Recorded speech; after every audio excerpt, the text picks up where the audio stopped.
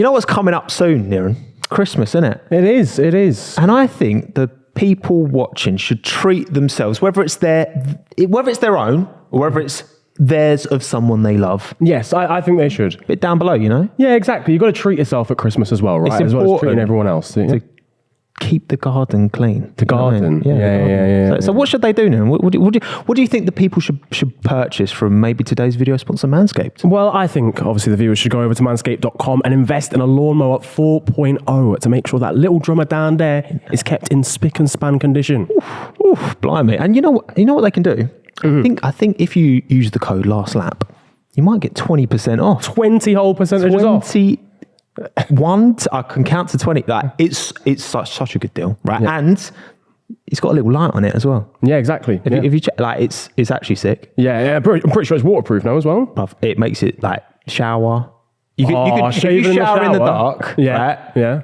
Not that I've tried. Maybe I should try that. Don't try that at home. Might cause an incident. Yeah, but you've got the light, so you can see everything. And It's plus, you've got fine. the lawnmower 4.0. Sorry, you're not nicking anything. You're not cutting anything down there. You got the dust bag. You got everything, mate. Honestly, it's the full package. Check it out at the last lap. Use the discount code last lap. Yeah, at manscaped.com for remind everyone again. What 20% off. Okay, and it's a nice little bundle as well. It's not just a lawnmower 4.0. You get a little ear one that you can like trim your hair with there, your nose as well.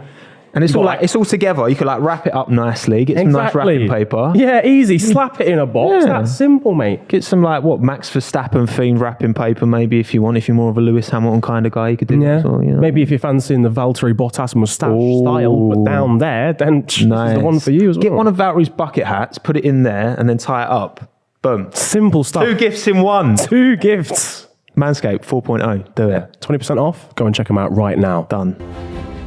All right, you lot, don't forget to give us a follow on Apple Podcasts or Spotify. And while you're at it, give us a 5-star rating. Trust me, it really does help us out. We've got to talk about Alonso and Ocon again, haven't we?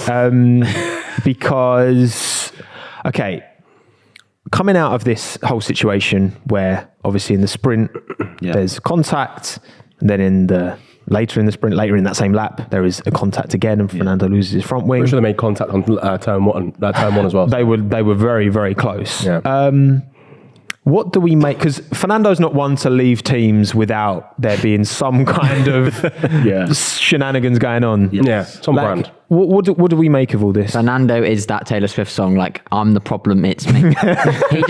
Whether or not each individual incident is his fault, I think and I get it, he is a top driver. Like, he is more skilled than Ocon, full stop. Like, there's not even a 100%. debate to it. 100%. But I think sometimes he just Ocon's we've seen with him with Perez and stuff, he's not gonna, same sort of Lewis, he's not gonna give an inch, is he? He's not gonna, he fights a bit harder than he probably should do at sometimes, and that's what we saw sort of Especially with lap his one of the teammates. sprint. And I think he wants to sort of prove himself against these top drivers he's been put against, and it's sort of led to this, and Alonso isn't really good at being challenged by his teammate or young people. Actually, As we when saw you in say it like 2007, that- he doesn't like it, lads. He When you doesn't say it like it. we should have called this from a mile off, because you've got Ocon, who's pretty uncompromising with his teammates generally, and you've got Alonso, who's like wears his heart on his sleeve. Yeah, I think people were a bit like that at the very early stages, and then it was like, look, Alonso's a new man; he's a different guy Hungary now. was friend. Was it Hungary last year that they had the whole? I remember mentioning it on the show where Ocon like basically shoved Alonso into the wall. Or was that Budapest this year? That was. It would have been. That was Zandvoort, was it not? No. It was definitely one. I think it was the one where everyone got taken out. Yeah, so last year that's the one that Ocon Yeah, won. Ocon won. Yeah, it's the one where I think it's Bottas that went like one. pile driver in Yes. turn one. That's where I was like, oh, Esteban, mate, you don't want to start doing this. Mate, You these F1 don't. seasons are going too quick. So when you said about Alonso last year, I was like, mate, he only came back this year. What are you on about? Yeah, he's done it. Life goes quick when you get old, doesn't it, lads? Shut up. Oh, God. 2000, But maybe. that's the thing is like, obviously Ocon's at Alpine next season alongside Gasly, so he's got that, that relationship is carrying on. Alonso's leaving, so Alonso can kind of just do what he wants. He's racing for himself very much, right? And he was quite happy towards it. I mean, got P5 in the end. Unreal drive. Unreal. But I guess also like the anticipation. I know we've talked about this already. Ocon Gasly for next year. It's just like Ocon.